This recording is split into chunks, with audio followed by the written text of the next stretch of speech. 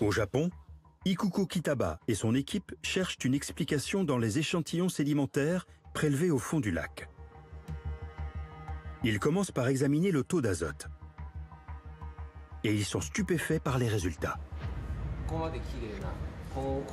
Le niveau augmente très nettement avant de dégringoler d'un coup.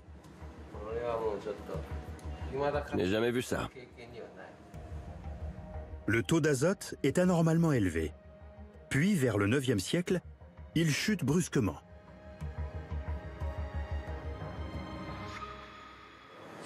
Tout ça, c'est à cause des excréments. Quand il y a beaucoup d'excréments, le taux d'azote monte en flèche. La présence d'azote est un signe d'activité humaine. Les relevés indiquent que la population a radicalement chuté au 9e siècle. Pourtant, à leur grande surprise, les scientifiques ne trouvent aucune trace d'événements climatiques majeurs. On espérait voir des signes de changement climatique, mais les données nous montrent surtout beaucoup d'activités humaines. On n'est pas du tout certain de trouver ce qu'on cherche. Ikuko Kitaba aimerait explorer une autre piste. Il est possible que l'exploitation agricole ait provoqué des changements irréversibles au niveau des sols. C'est une hypothèse très plausible. La surexploitation des sols a peut-être joué un rôle dans l'effondrement de la civilisation maya. Les analyses sédimentaires ne sont pas concluantes. Elles ne présentent aucune trace de catastrophe naturelle, mais elles ouvrent la porte à des recherches inédites.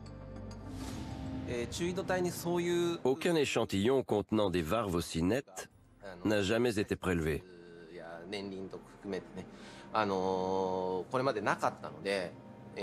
On évolue vraiment en territoire inconnu.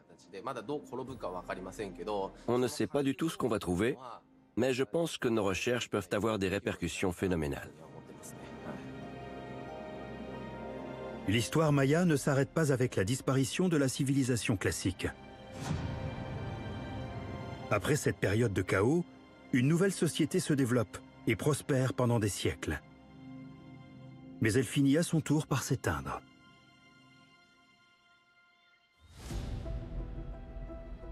Luis José Hernandez est historien. Il cherche des réponses sur l'île de Flores, au Guatemala. Il y avait 21 petites pyramides mayas ici. Aujourd'hui, il y a une église. Elle a été construite sur les ruines d'un temple maya. Il y a 400 ans, une ville maya débordante d'activités se dressait ici, jusqu'à sa destruction par les Espagnols. Les Espagnols arrivent au Mexique en 1519. Ils conquièrent rapidement les territoires aztèques. Mais les Mayas leur opposent une résistance féroce. Il faudra 170 ans aux conquistadors pour soumettre tout leur royaume. En février 1697, ils attaquent le dernier bastion maya, l'île de Flores. De nombreux combattants mayas meurent sous les balles des Espagnols. Les rares rescapés sont contraints d'abandonner leur ville. Combien sont morts exactement? On l'ignore. D'après les récits historiques, le lac aurait changé de couleur. Il serait devenu rouge sang. La ville moderne de Flores est construite sur les ruines mayas.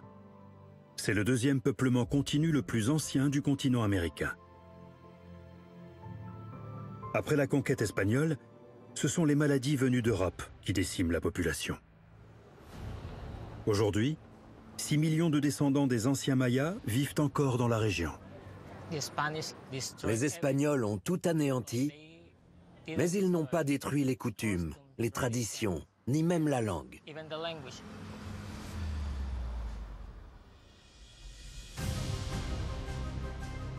Les ruines des vastes royaumes mayas ont longtemps été enfouies sous une jungle épaisse.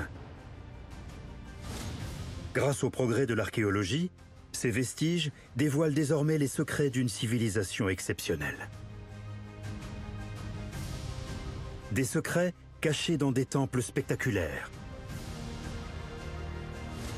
Des textes longtemps impossibles à déchiffrer. Et des trésors funéraires inestimables. Des secrets enfouis jusqu'au fond des lacs. Grâce à des outils en pierre, les Mayas ont construit des monuments immenses et des sépultures fastueuses pour leurs rois et leurs reines. Leurs ingénieurs sont parvenus à dompter une nature hostile. Et lorsque leurs cités se sont effondrées, d'autres se sont élevées, plus grandioses que les précédentes. De nombreuses questions demeurent sans réponse et bien des mystères restent à découvrir. Mais grâce à la science et à la technologie, nous approchons chaque jour un peu plus de la vérité sur les anciens Mayas.